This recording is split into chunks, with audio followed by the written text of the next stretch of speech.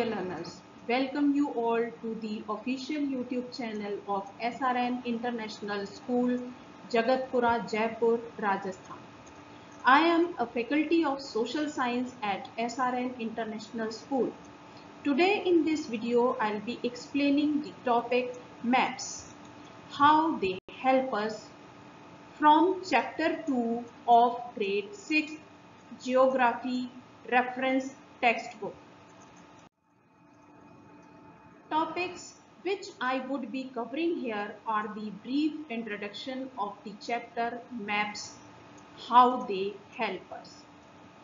In this chapter, I'll be covering topic map, globe, advantages of a map, art of map making, types of maps, components of maps, how to study a map. First of all, I'll explain you what is a map. A map is a representation of the Earth's surface or a part of it on a flat surface according to us. A map has some advantages and disadvantages as compared to a globe. Maps cannot be as accurate as globes. Here I'll tell you that what is a globe. A globe is a small model of the earth. A globe is round in shape, so it is quite easy to show the shapes and sizes of the continents and oceans on the globe quite accurately. But these things cannot be shown accurately on a map because it is drawn on a flat surface.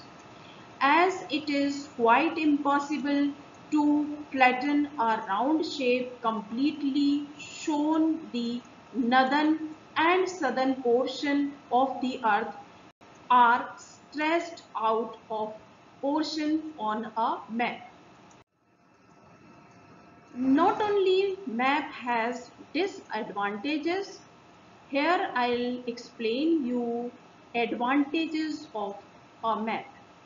Maps are cheaper than a globe. Maps show detail. Maps can show themes and be useful for comparing things. Maps can be put into a book called atlas. Maps are portable also. Keeping in mind the usefulness of maps, men tried to draw them many centuries before the birth of Christ. The earliest map was drawn on a clay tablet. As the time passed on, maps began to be made on scientific lines. Now I'll here also explain that what is cartography.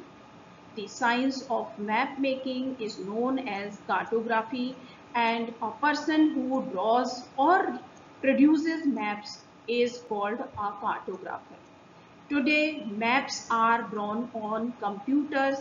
These maps are accurate and improved. Ptolemy was perhaps the first to show the north line at the top of his map. Now I'll explain you types of maps. First, political map, physical map and thematic map. Now here I'll explain you political map. Maps may be drawn to show different states and countries of the world with their boundaries, and these are called political maps. Now I'll explain you physical map. What are physical maps? So maps are also drawn to show physical features of the earth such as rivers, oceans, mountains, plains, etc. They are called physical maps.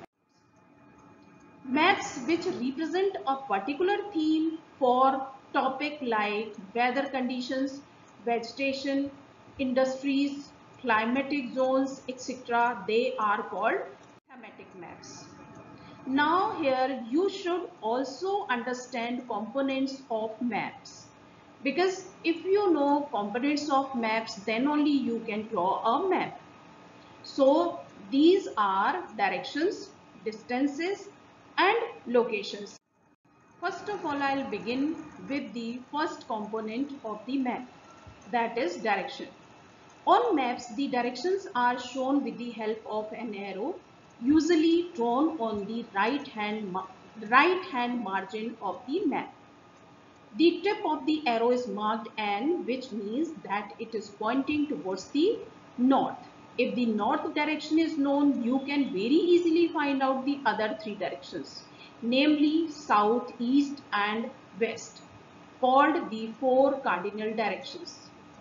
With the help of these cardinal directions, you can very easily find out the intermediate directions such as northeast, southeast, southwest and northwest.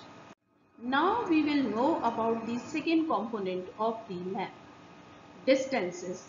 Distances shown with the help of a scale. For example, 1 centimeter is equals to 100 meters, which means 1 centimeter on the map represents 100 meters in actual measurement on the ground.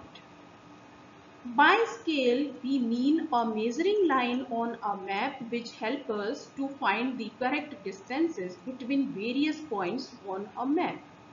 In a scale, there is always a proportion between the dimension of the map and the actual area they represent. Sometimes the scale is not given as a line but shown in words by a statement. Example, 1 centimeter is equals to 1 kilometer. We can also represent a scale by a fraction. For example, 1 upon 10 lakh. When the scale is shown in lines, it is called the linear scale. Here you should also know what is the use of symbols in maps. It is not always possible to show the actual shape and size of different features of certain things, such as buildings, a dam, a tree, a mountain, a valley, or a plateau, etc. So we use symbols to represent these features. The use of symbols makes the map clear and easier to read. There is some sort of agreement all over the world regarding the use of certain symbols. These commonly used symbols are called conventional symbols. Conventional symbols are often used in survey maps. Now I will also explain you about plan and sketch. Plan is an outline drawing of a building or room or a small area such as shopping or a housing complex or simply a classroom. A rough or unfinished drawing or painting often made to art assist in making a more finished picture. A sketch leaves much to one's imagination as it does not convey the correct proportion between different features. Dear students, here I'll teach you how to study a map. In a map, you will see an arrow marked with its tip marked, and this is for the north line. It will enable you to find the other directions on the map. Sometimes in a map, this north line is not given.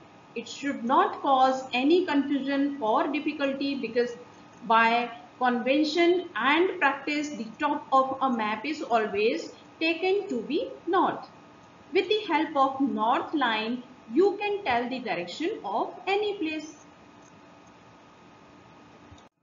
Here I will end up with my topic. If you like the video, kindly do like, share and subscribe our channel. Have a great day. Thank you all.